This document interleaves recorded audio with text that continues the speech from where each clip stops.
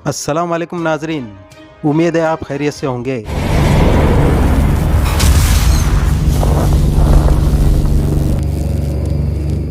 आज हम एक ऐसी शख्सियत से आपको रूबरू कराना चाहते हैं जिनका ताल्लुक़ आसाम से है। आसाम में all India United democratic front के चीफ स्पोक पर्सन और जनरल सेक्रेटरी, आसाम के मनकाचर से एमएलए भी हैं। मेरी मुराद एडवोकेट अमीनुल इस्लाम साहब से है। अमीनुल इस्लाम साहब, आपका हमारे चैनल द जनता टॉक्स में खुश आमदीद। अस्सलाम वालेकुम। आसाम में एनआरसी का मामला बहुत ज़्यादा गंभीर है, उस मसले में आपकी क्या राय है? देखिए, एनआरसी असम का हर पॉलिटिकल पार्टी, हर स्टूडेंट्स विंग्स और अपोजिशन सब मिला के एनआरसी ऐसा सोच था कि अगर एनआरसी हो जाएंगे तो यहाँ का जो फॉरेनर्स इशू है, दूध का दूध पानी का पानी हो जाएंगे। स्टेट गवर्नमेंट और सेंट्रल गवर्नमेंट कोई एनआरसी का ऊपर काम नहीं कर रहा था, तो सुप्रीम कोर्ट ने सुओ मोटो एक एनआरसी का ऊपर में काम शुरू कर दिया था। 56,000 एम्प्लॉई 6 साल काम किया है, 1600 करोड़ रुपया खर्च किया, तो जो एनआरसी बना दिया तो फाइनल ड्राफ्ट हो गया। लंबा एक हिस्ट्री का बाद एक एनआरसी आ गया सामने में, सुप्रीम कोर्ट का निगरानी में हुआ है। वो एनआरसी में अभी 19 लाख समथिंग पीपल्स का नाम अभी तक नहीं आया, लेकिन अभी वो 19 लाख का जो प्रोविज़न है कि वो 19 लाख के बीच में अभी क्लेम एंड ऑब्जेक्शन होना है।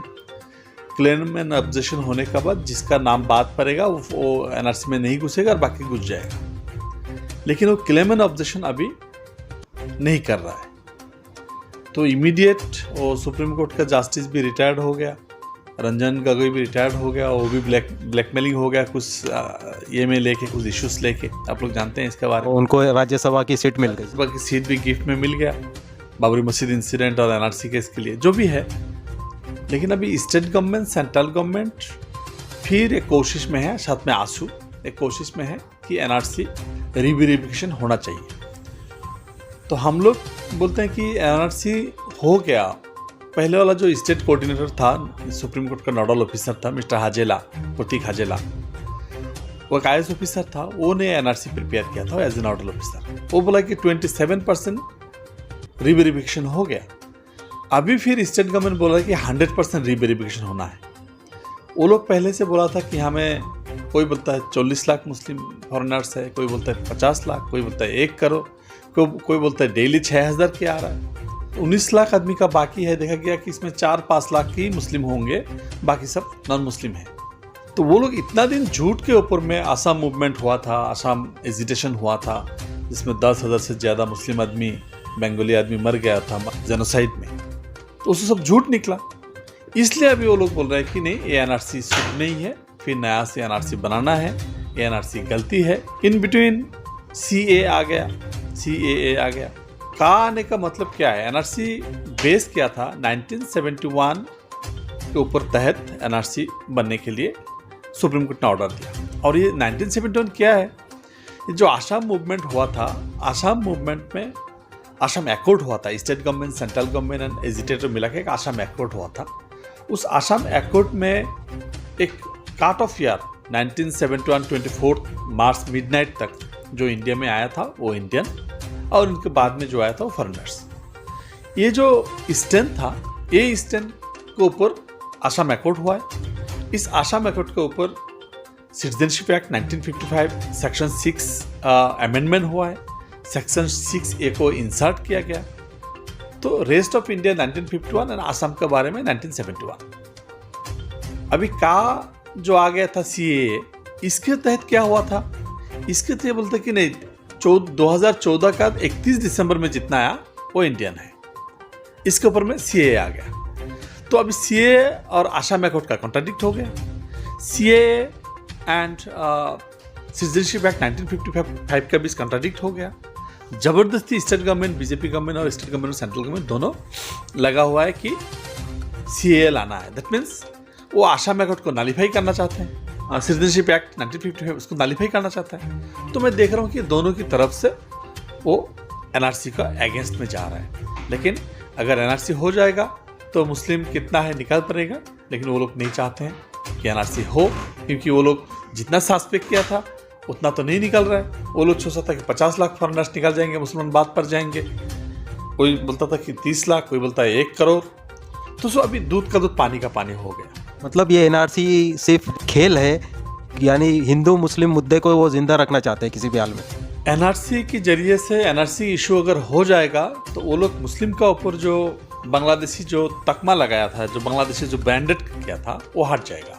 इसलिए वो इशू ख़त्म नहीं करना चाहते हैं। ये इशू की वजह से मुस्लिम को कितना डिप्राइव किया जाता है, कर सकते हैं, वो उसको जारी रखना चाहते हैं। आजकल आसाम एक गुजरात के बाद में सेकंड हिंदुत्व लैब बनाया गया है और वहाँ पे फासिस्ट ताकतें जिस तरह से मुसलमानों को अपने जुल्म का शिकार बना रही हैं, उसके ताल्लुक से all India United democratic front की स्ट्रेटेजी क्या है? क्या मुसलमानों को वो किस तरह से तरक्की दिलाने का काम करेंगी? मुसलमानों को किस तरह से वो मेन स्ट्रीम में लेकर आएंगी? देखिए, AIUDF सिर्फ मुसलमानों का पार्टी नहीं है। AIUDF इसमें सब धर्म जाति का पार्टी है। AIUDF में हमेशा मुस्लिम MLA रहता है, ऐसा बात नहीं है। हर साल में हिंदू MLA रहते हैं। UDF से हिंदू MP भी बनते हैं, जिला अध्यक्ष भी बनते हैं, वर्किंग प्रेसिडेंट हिंदू है, बहुत सारे जनरल सेक्रेटरी हिंदू हैं। तो ये सिर्फ मुस्लिम का पार्टी नहीं है। पहला बात ये है। दूसरा बात यह है कि BJP RSS ने वहाँ में गुजरात का बात नहीं है, जम्मू कश्मीर का बात second highest Muslim percentage in Assam, all over the India second highest Muslim percentage Assam में है। तो वो लोग हमेशा वही एक डर दिखाता है कि मुस्लिम सत्ता में आ जाएंगे, मुस्लिम हम लोग को पावर में आ जाएंगे, ये सेकेंड कश्मीर बनने जा रहा है। ये हमेशा हिंदू को एक डरा के एक पोजीशन बना रहा है। और हमेशा यहाँ में हम लोग देख रहे हैं कि वहाँ में मुसलमान के ऊपर ज़्यादा अभी गाय खाना पाबंदी लगा दिया, तो पॉपुलेशन कंट्रोल बिल लाया गया। तो बहुत सारे बिल ऐसा वहाँ में ला रहा है जो एंटी मुस्लिम है। तो इसके ऊपर में हम लोग काम कर रहे हैं। लीगली कॉन्स्टिट्यूशनली जो फाइट करना है हम लोग कर रहे हैं। जो लीगली NRC, डी वोटर, ये सब इशू में जो काम हो रहा है, लैंड पॉलिसी 2019 एक बनाया है कि इसमें मुस्लिम को कैसे लैंड से दूर रखा जाए, ये सब में वो लोग बना रहे हैं। हम लोग को काउंटर कर रहे हैं, लीगली कर रहे हैं, सुप्रीम कोर्ट हाई कोर्ट के तहत हम लोग कर रहे हैं। दूसरा, हम लोग पॉलिटिकली असेंबली का और पार्लियामेंट का अंदर में हमारा बात रख रहे हैं। कॉमन पीपल्स को अवेयर करने के लिए काम भी हम लोग कर रहे हैं कि यहाँ रूल ऑफ लॉ हो, सबके लिए आयन समान हो, ऐसा हम लोग काम कर रहे हैं। लेकिन वो लोग कोशिश में जारी है कि हिंदू मुस्लिम बना के इसमें मुसलमान को पावर से दूर कैसे रखा जाए, इसमें उन लोग काम कर रहे हैं। तो हम लोग भी as a secular political party, as a democratic country, सबको मिला के सबको साथ रख के कैसे डिप्रेस जो कम्युनिटी है उन लोगों को कैसे हम लोग को अपलिफ्ट करें, इसके लिए हम लोग काम कर रहे हैं। आने वाले दिनों में क्या बीजेपी अपने मकसद में वहाँ पे कामयाब हो पाएगी, या फिर all India United democratic front जो अपनी स्ट्रेटेजी लेकर चल रही है उसमें वो लोग कामयाब होंगे? देखिए, बात यह है, बीजेपी वहाँ में जो मकसद में कामयाब तो हो चुका है। हम लोग भी एक पॉलिटिकल पार्टी है, एक डेमोक्रेटिक सेकुलर पॉलिटिकल पार्टी है। तो इसके तहत हम लोग काम कर रहे हैं कॉन्स्टिट्यूशन का ऊपर में। SC का स्टेटस अच्छा हो, ST का अच्छा हो, मुसलमान का अच्छा हो, सबको अच्छा कैसे बन सकते हैं, इसलिए हम लोग काम कर रहे हैं। वो लोग हम लोग देख रहे हैं कि वहाँ में जाके बीजेपी जो बोला था कि वो लोग माँ माटी मानुष जैसा पश्चिम बंगाल में है, वहाँ में जाति माटी भेटी बोल के जो स्लोगन दिया था। तो हम लोग देख रहे हैं बीजेपी आने के बाद हमारा एयरपोर्ट बिक रहा है, हमारा ऑयल फील्ड 13 ऑयल फील्ड बिक गया, हमारा कोयल फील्ड जो कैलाश क्षेत्र है वो सब बिक रहा है, हमारा वो ट्रेन स्टेशन बिक रहा है। तो दिन ब दिन कुछ ना कुछ हमारा वहाँ से बिक रहा है इस बीजेपी गवर्नमेंट ने। तो वो लोग जो काम कर रहे हैं, जो हेट्रेड पॉलिटिक्स, हिंदू मुस्लिम का पॉलिटिक्स, कभी हिंदू क्रिश्चियन का पॉलिटिक्स, वो जो जातिगत पॉलिटिक्स करता है, तो इसके खिलाफ में आदमी खड़ा हो रहा है, सेकुलर आदमी निकल के आ रहा है। तो मेरा ख्याल से ये ज़्यादा दिन नहीं चलेगा। जितना प्राइस हाइक है, जितना को लोग CAA को लेके जिसको नाटक है, NRC लेके वो जो डबल स्टैंडर्ड है, डिवोटर के लिए जो उसको डबल स्टैंडर्ड है, ये सब इश्यूज़ के लिए, और प्राइस हाइक एक बड़ा मुद्दा है। वहाँ में एजुकेशन का ऊपर बहुत बड़ा मुद्दा है, मदरसा को बंद किया गया ये बड़ा एक मुद्दा है, वहाँ में हिजाब का मुद्दा है, और वहाँ में पॉपुलेशन कंट्रोल बिल का ऊपर मुद्दा है। तो बहुत सारे मुद्दा वहाँ में हैं, जिस मुद्दा पे वो लोग आदमी तंग आ रहा है, और बीजेपी मेरा ख्याल से सामने में उसमें खराब हाल हो जाएगा। कोई सेकुलर फोर्सेस का गवर्नमेंट वहाँ बनेगा, शायद UDF साथ में रहेगा। आने वाले दिनों में आसाम की सियासत में AIUDF को एक बहुत मजबूती के साथ में रोल प्ले करना है।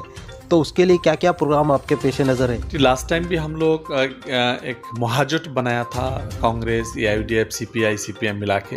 अगर हम लोग का और 4-5 सीट मिल जाते तो हम लोग गवर्नमेंट में होते। थोड़े के लिए हम लोग चुक गए हैं, 4-5 सीटों के लिए हम लोग चुक गए हैं। तो मेरा ख्याल से फिर नया आम आदमी घुस रहा है वहाँ में, तृणमूल जो कांग्रेस है वो घुस रहे हैं, वो भी आ रहे हैं हमारा स्टेट में। तो मैं सोचता हूँ कि सामने दिन में भी एंटी बीजेपी जो सेकुलर फोरम है, सेकुलर पार्टीज है, अगर सब मिल जाएंगे तो बीजेपी को हराना आसान हो जाएगा। अगर इस सेकुलर वोट डिवीजन होगा तो बीजेपी फिर बेनिफिट मिलेगा। इसलिए मेरा ये कहना है कि अगर बीजेपी ये फेसिस्ट जो है इसको अगर हटाना है, इसको दूर रखना है सत्ता से, तो हम सब अपोजिशन एक होने का ज़रूरत है। Anti BJP all secular forces unite होने का ज़रूरत है और इससे हम लोग को क्षमता, पावर हस्तांतर होंगे, क्षमता हम लोग आएंगे। कांग्रेस की क्या भूमिका है? कांग्रेस का हम लोग देख रहे हैं कि ये हमें वो तो दिखाता है कि ये माइनॉरिटी पार्टी है। अभी राहुल गांधी का पास ईडी लग गया तो सारा इंडिया में बवाल मचा रखा है, लेकिन किसी का बुलडोजर चले या कोई भी हो, इन लोग को ये ध्यान में नहीं है। वो एक सो कॉल्ड सेकुलर पार्टी है, लेकिन सबसे ज़्यादा खराबी उनमें भी है। तो जो भी हो, एंटी बीजेपी होने के नाते हम लोग चाहते हैं कि अगर कोई डिफरेंस हम लोग के साथ जरूर रहे तो कोई ना कोई किसी न किसी मुद्दा पे जाके, जैसा अभी प्रेसिडेंट इलेक्शन आ गया, अभी तो हर अपोजिशन एक होने का ज़रूरत है। तो किस मुर्मू को नाम दे दिया एनडीए का कैंडिडेट, वो भी जीत जाएगा। तो हमारा पास सफिशिएंट नंबर है। अगर हम सब अपोजिशन एक हो जाएंगे और मजबूती से रहेंगे तो हम लोग जीत जाएंगे। तो मेरा ख्याल से कांग्रेस जो भी करे, अभी इस टाइम नहीं है कि उसको क्रिटिसाइज करे, इलेक्शन आएंगे तो देखेंगे। तो मेरा ख्याल से अभी सेकुलर पार्टी एक होने की ज़रूरत है। हम उम्मीद करते हैं कि आप असम की सियासत में और मजबूती के साथ में आगे बढ़े। आपका जनता टॉक से बात करने के लिए बहुत बहुत शुक्रिया। जी, आपको भी बहुत बहुत शुक्रिया। थोड़ा टाइम मिले और असम के बारे में आपको कुछ बोल सकें, इसके लिए आप लोगों को बहुत शुक्रिया।